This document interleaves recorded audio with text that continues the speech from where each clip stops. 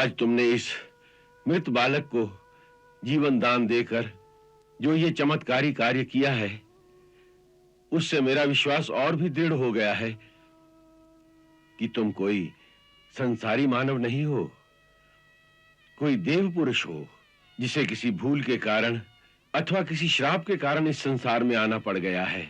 हम दोनों पर जो तुमने ये महान उपकार किया है, इसका पूरा बदला तो मैं नहीं चुका सकता, परंतु आज मैं अपने इष्ट देव भगवान शिव के सामने ये प्रार्थना करता हूं कि आज तक मैंने जो निश्चल मन से उनकी उपासना की, उसका सारा फल तुम्हें प्रदान करें, और यदि तुम पर किसी श्राप की छाया है तो उसका सारा दंड मुझे दिया जाए। मैं प्रसन्नता से उसे स्वीकार करूंगा।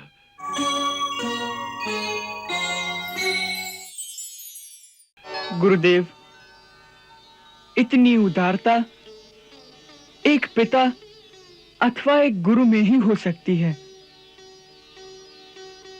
इसीलिए दोनों एक समान हैं।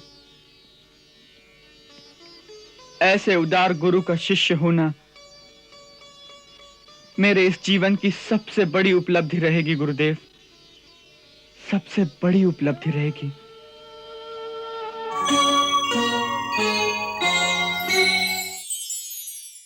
मैं कंस को तो वापस नहीं ला सकता, परंतु मैं तुम्हें वचन देता हूं कि उसके हत्यारे को वहीं भेज दूंगा जहां कंस गया है।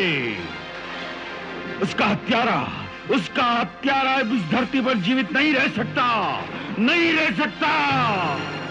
सेनापति, हमारी समस्त सेनाओं को एक भीषण युद्ध की तैयारी का आदेश दिया जाए। राजधानी के बाहर जहां जहां भी सेना की टुकड़ियां हैं, उन सबको अस्त्र शस्त्रों से सुसज्जित होकर 15 दिन के अंदर राजधानी में उपस्थित होने को कहा जाए। जिस दिन पूरी सेना उपस्थित हो जाएगी, उसी दिन हम मथुरा की ओर कूच करेंगे।